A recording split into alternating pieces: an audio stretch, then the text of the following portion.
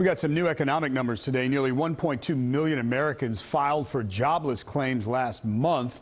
It's actually going in the right direction. That's the lowest level since the start of the pandemic and well below expectations. Also, another positive sign: for 2 straight weeks, the number of people still collecting benefits dropped by 844,000. That being said, there's still a lot of people struggling, and as Congress debates more unemployment benefits for laid-off workers, they're also considering extending the Paycheck Protection Program. That's a $500 billion program with a goal of preventing layoffs in the first place. As the I-Team's Chris Glorioso reports, some workers are questioning the program's benefits because even after their employer got forgivable federal loans, they say they lost their jobs anyway. As an employee that was laid off, do you think you should have gotten some of this PPP money? Absolutely. At least something. This laid-off worker wants to stay anonymous in hopes of getting called back to work. But the former employee of Carey International Limousine says the company has some explaining to do. Carey, with a corporate office in Queens, accepted between $5 and $10 million from the Paycheck Protection Program. That despite this notice announcing layoffs for 35 workers. The intent of that was to protect the employees during this pandemic, and that's not at all what happened.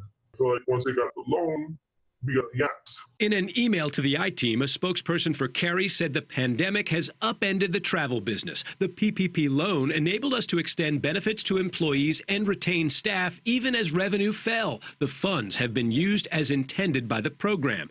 But Carey is far from the only company accepting PPP cash, only to turn around and eliminate jobs anyway. The I-Team identified more than 60 tri-state companies filing layoff or furlough notices despite getting federal payroll support. For example, in April, New York's International Culinary Center was approved for between $1 and $2 million in PPP. It was supposed to protect 90 jobs. But 3 months later, the school filed notice of plans to cut 93 jobs.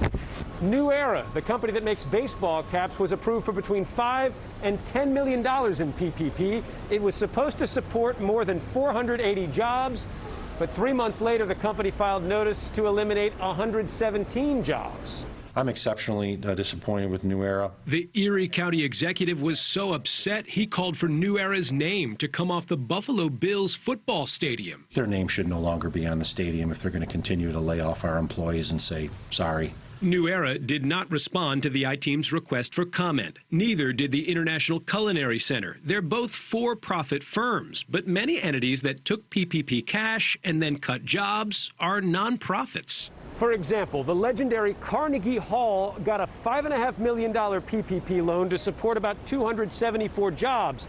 But since March, the concert hall has furloughed about 130 people. That's more than 30% of its staff.